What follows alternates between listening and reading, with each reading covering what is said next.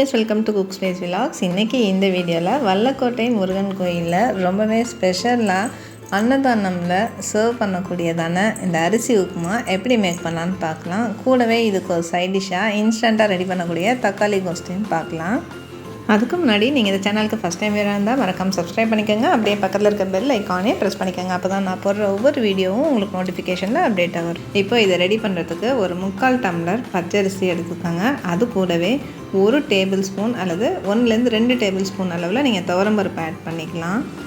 Next இது கூட ஒரு 2 டீஸ்பூன் மிளகும் 3 டீஸ்பூன் ஜீரகமும் சேர்த்துட்டு இதை அப்படியே ஒரு மிக்ஸி ஜாருக்கு ட்ரான்ஸ்ஃபர் பண்ணிவிட்டு கொஞ்சமாக கொரப்பாக அரைச்சி எடுத்துக்கலாம். அதாவது ரொம்ப ஃபைனாக அரைச்சிட வேண்டாம். இந்த அளவுக்கு நல்லா கோர்ஸ் பவுடராக அரைச்சிட்டு இதை ஒரு பவுலில் ட்ரான்ஸ்ஃபர் பண்ணி வச்சுக்கலாம். நெக்ஸ்ட்டு ஒரு குக்கர் எடுத்துகிட்டு அதில் தேவையான அளவு தேங்காய் எண்ணெய் ஆட் பண்ணிக்கலாம். ஆட் பண்ணிவிட்டு கொஞ்சமாக கடுகு, உளுத்தம்பருப்பு, கடலைப்பருப்பு இது எல்லாத்தையும் சேர்த்துட்டு காஞ்ச மிளகாய் ஒன்று கிள்ளி போட்டுக்கலாம். இது கூட தேவையான அளவு பெருங்காயம் சேர்த்துக்கலாம். ஆல்ரெடி நம்ம அந்த உப்புமாவை உடைக்கும் போது கொஞ்சமாக அதில் மிளகும் சேர்த்துருக்கோம் இல்லையா, அதனால இங்கே காஞ்ச மிளகாய் ஒன்று ஆட் பண்ணாலே சரியாக இருக்கும். இப்போது இதுக்கு தண்ணி சேர்த்துக்கலாம். தண்ணி 1:3 ரேஷியோ ஆட் பண்ணிக்கலாம். அதாவது 1 டம்ளர் நம்ம அந்த அரிசி பருப்பு ரெண்டும் சேர்ந்த மாதிரி எடுத்தோம் இல்லையா, அதுக்கு 3 டம்ளர் தண்ணி சேர்த்துட்டு நம்ம அரைச்சி வச்சுருந்தா அந்த நொய்யையுமே இதில் ஆட் பண்ணிக்கிறோம். ஆட் பண்ணிவிட்டு தேவையான அளவு உப்பு சேர்த்துக்கலாம். இப்போ ஒன்ஸ் இது நல்லா கொதித்ததும் மேலே கொஞ்சமாக கருவேப்பிலை இல்லைனா கொத்தமல்லி ஆட் பண்ணிவிட்டு இந்த குக்கரை நல்லா க்ளோஸ் பண்ணிவிட்டு ஒரு 2 விசில் ஹை ஃப்ளேம்லேயும் 1 விசில் மீடியம் ஃப்ளேம்லேயும் வச்சுட்டு நம்ம ஸ்டவ் ஆஃப் பண்ணிட்டோன்னா நமக்கு இந்த உப்புமா ரெடி ஆகிடும். இப்போ அது ரெடி ஆகிற அந்த மீன் டைமில் நம்ம அந்த கோஸ்தை மேக் பண்ணிக்கலாம். இது ரெடி பண்ணுறதுக்கு ஒரு பேன் எடுத்துக்கோங்க. அதில் கொஞ்சமாக கடுகு, ஜீரகம் சேர்த்துட்டு அது நல்லா பொரிஞ்சதும் இது கூட நறுக்கி வச்ச வெங்காயம், பச்சை மிளகாய் ஆட் பண்ணிக்கலாம். நான் இங்கே ஒரு பெரிய வெங்காயம் ஆட் பண்ணியிருக்கேன். ஸோ நம்ம ஆட் பண்ண அந்த வெங்காயமும் 2 பச்சை மிளகாயும் நல்லா வதங்கினதும் இது கூட கொஞ்சமாக பெருங்காயம் சேர்த்துக்கலாம். சேர்த்துட்டு இதையுமே நல்லா வதக்கிட்டு இப்போது தேவையான அளவு உப்பு சேர்த்துக்கலாம். இந்த உப்பையுமே நல்லா மிக்ஸ் பண்ணிவிட்டு இப்போது நம்ம அரைச்சி வச்ச அந்த 2 தக்காளி விழுதை இது கூட சேர்த்துக்கலாம். ஸோ ஒரு பெரிய வெங்காயத்துக்கு 2 தக்காளின்ற ரேஷியோவில் நான் ஆட் பண்ணியிருக்கேன். இப்போது இந்த தக்காளியுமே நல்லா மிக்ஸ் பண்ணி விட்டுட்டு இப்போ இதுக்கு தேவையான காரம் நம்ம ஆட் பண்ணிக்கலாம். ஆல்ரெடி 2 பச்சை மிளகாய் சேர்த்துருக்கோம். ஸோ இது கூட இப்போ கொஞ்சமாக மஞ்சள்தூள், மிளகாத்தூள் ஒரு 2 டீஸ்பூன் போல் சேர்த்துருக்கேன். இது தனி மிளகாத்தூள், கூடவே கொஞ்சமாக ஜீரகத்தூள் சேர்த்துருக்கேன்.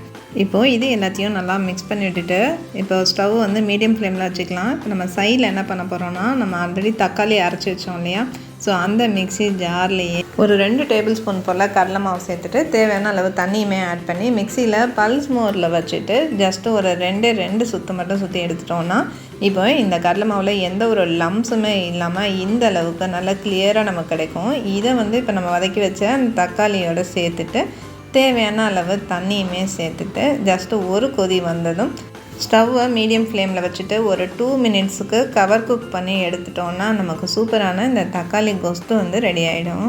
இந்த கோஸ்ட்டு ரொம்பவே ஈஸியாக நம்ம மேக் பண்ணிக்க முடியும். இப்போ நம்ம குக்கரில் ஒன்ஸ் அந்த உப்புமா ரெடி பண்ணிவிட்டு விசில் போட்டதுமே சைடில் நம்ம இந்த கோஸ்ட்டை மேக் பண்ணிட்டோன்னா அதோட ப்ரெஷர் சப்சைட் ஆகிறதுக்கும் இதுக்கும் கரெக்டாக இருக்கும். ஸோ அவ்வளோதான். இப்போ 2 மினிட்ஸ் கழித்து நம்ம ஓப்பன் பண்ணி பார்த்தா அந்த கோஸ்ட்டு இந்தளவு பர்ஃபெக்டாக கிடச்சிடும் நமக்கு. இது மேலே கொஞ்சமாக கார்னிஷிங்காக கொத்தமல்லி இலை தூவி நான் இதை க்ளோஸ் பண்ணி வச்சிடுறேன். இப்போ நமக்கு இந்த குக்கர்லேயுமே இந்த உப்புமா ரெடி ஆகிடுச்சு. இப்போ அதை ஓப்பன் பண்ணி பார்க்கலாம். ஸோ ஃபஸ்ட்டு நம்ம ஓப்பன் பண்ணி பார்க்கும்போது மேலே கொஞ்சம் தனியாக இருக்க மாதிரி இருக்கும். பட் அதை நம்ம மிக்ஸ் பண்ணும்போது நமக்கு அது ஈவனாக நமக்கு நல்லாவே மிக்ஸ் ஆகிடும். இந்த உப்புமாவோட ஸ்பெஷாலிட்டியே இதில் நம்ம மேக் பண்ணும்போது ஆனியன் எதுவுமே சேர்க்க மாட்டோம். ஸோ இதை சாப்பிடும்போதுமே பார்த்தா நமக்கு அப்படி ஒரு டிவைன் ஃபீல் நமக்கு கிடைக்கும். நல்ல ஒரு ரெயின் சீசனில் இது மாதிரி ஸ்பைசியான உப்புமாவும் இந்த டொமேட்டோ கோஸ்ட்டும் செஞ்சு சாப்பிடும்போது டேஸ்ட் ரொம்பவே சூப்பராக இருக்கும். ஸோ கண்டிப்பாக நீங்களும் ட்ரை பண்ணி பாருங்கள். ட்ரை பண்ணி பார்த்துட்டு எப்படி வந்துச்சுன்னு கூட கமெண்ட்ஸில் ஷேர் பண்ணிக்கோங்க.